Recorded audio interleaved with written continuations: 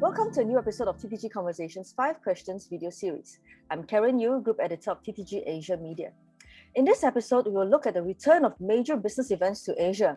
And taking us through this is Richard Ireland, CEO of Clarion Events Asia. Richard also leads a very important organization here in Singapore. In his role as President of the Singapore Association of Convention and Exhibitions Organisers and Suppliers, also known as SASIOS. He has been involved in live events for more than 2 decades. Happy to have you on the show, Richard. Karen, delighted to be here. Thank you. I've got 5 questions for you, and here's the first.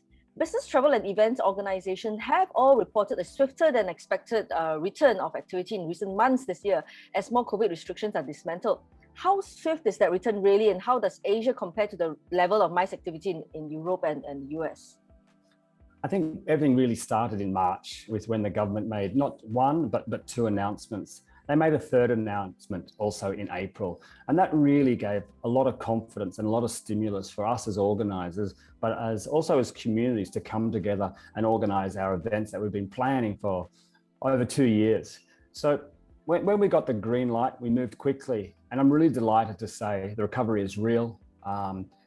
People are coming back to conventions, international travellers are coming back to conventions, and it really is happening.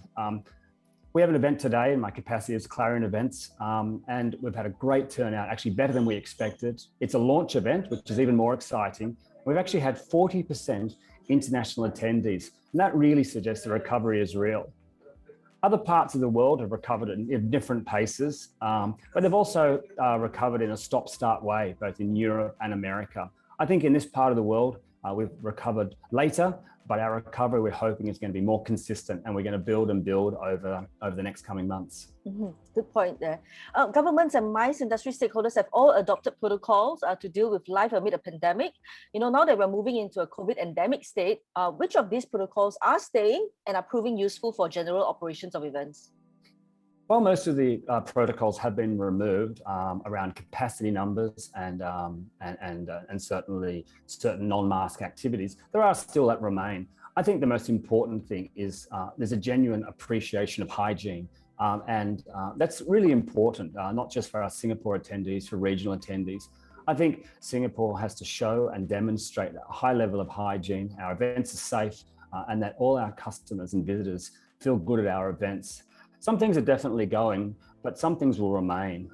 We don't know what's going to be around the corner, and we have to stay super agile. We also have to be prepared that we may need to move back to other states of preparation. But I think what's most important is risk management, being super agile, and being able to adapt to whatever problems that are thrown up. I think one of the nice things about seeing events coming back is that people are definitely appreciating that face-to-face and live environment. So we'll definitely lose some of the protocols, but I think we won't throw them out because we're not quite sure what's around the corner. All right. Do you see the role of government agencies and CVBs changing post-lockdown in attracting major business events to the destination? And what's some of the most critical support needed by event owners and the event community as they rebuild their business? I think it'd be fair to say that during COVID, organisers worked very hard keeping close to their communities and keeping close to their customers, whether it be in digital events or just reaching out when necessary. The reason we were able to activate this event this week so quickly is because of our constant communication with our customers over those 2 years. Convention bureaus have also been working super hard. They've been working hard in 2 ways. Certainly supporting organisers like ourselves, bringing new organisers to the market, and also working with agencies to make sure that when we do run events, they'll be run seamlessly. Certainly, from my experience, convention bureaus have been working super hard during COVID, and I think they're going to continue working hard. In Singapore, we've seen lots of events that have been announced in the last 4 to 6 weeks. That wasn't something that started 4 to 6 weeks ago. Our friends in the Bureau have been working super hard and will continue to do so to bring world-class events to Singapore, definitely. There is concern about the absence of the China market and the impact that has had on tourism and business recovery.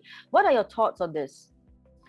I mean, China and I suppose Hong Kong are in the top 10 of source markets for MICE in Singapore. So any percentage will be missed, and we really do a big shout out to our friends and customers in Hong Kong and China. However, there are also very strong source markets that are fully open, whether that be in ASEAN, whether it be Australia, whether it be India and Europe and America. As we scale up, we feel there is a very strong return to live. It'll be better when the entire region is open, no question, but there's still strong demand with the other markets that will come to Singapore. As I said, this week, 40% foreign attendees, very little from the markets you suggest, but strong enthusiasm for the markets that are open. So we keep our fingers crossed, because certainly Asia is stronger when we're fully open. Mm-hmm, mm-hmm. As president of SASIOS, what would you say are the most critical enablers for Singapore's MICE recovery?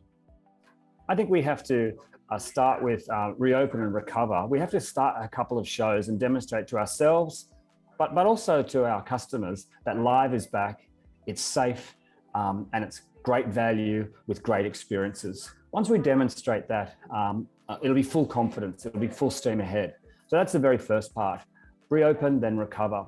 There are a couple of other things that we need to continue working very hard on. The attraction of talent will also influence the steepness of our recovery curve. And we're confident that we have a good proposition in our industry.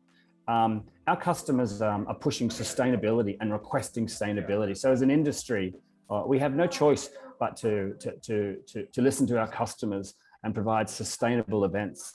I think another key area is we as an industry need to live our industry. Our members say they want to network, and we have to provide opportunities. We've missed that, definitely. We've missed that face-to-face interaction.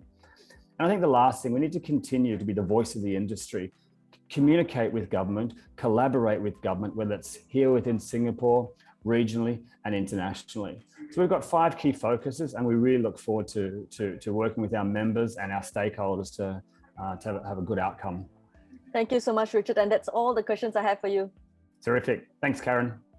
Past and future episodes of TTG Conversations 5 Questions can be found on the TTG YouTube channel. Take care, stay safe, and I'll see you in the next episode. Goodbye.